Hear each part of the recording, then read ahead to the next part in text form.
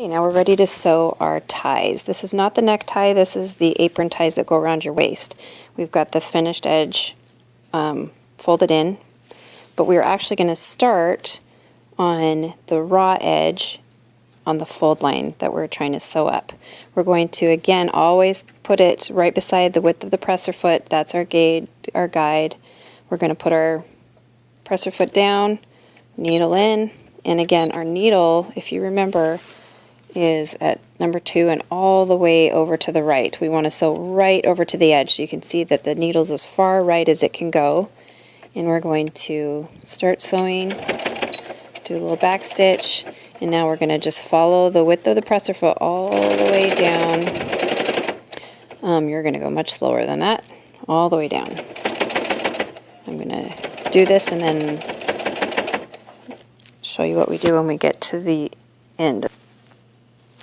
Okay, here I am nearing the end where I'm going to need to pivot. So I don't want to come off the end. I just want to finish the end very nicely like a square. So we're going to sew just until we get to about the edge, not all the way off. We're going to make sure our needle is down, lift up our presser foot, and turn. Our goal is that when we pivot, that the edge of the fabric will line up with the edge of this presser foot. So you kind of have to gauge where you're going to stop.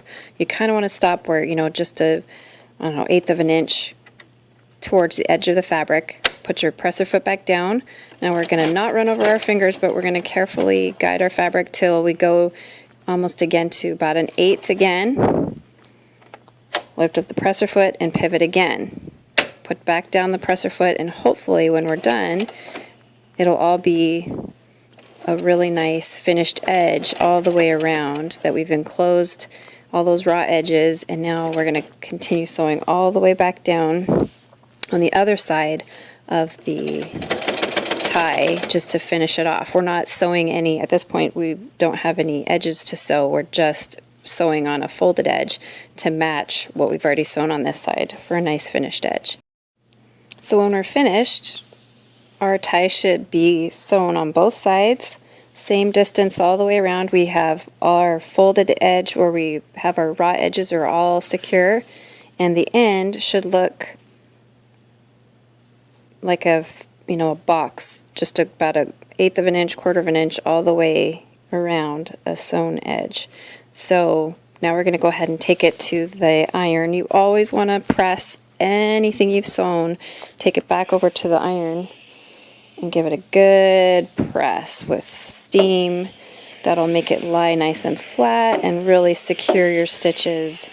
Don't iron anything. If you've made a mistake, don't iron it, because that secures and embeds your stitches into what you've sewn. If you have a mistake, go ahead and get your seam ripper and take it out before you do any pressing.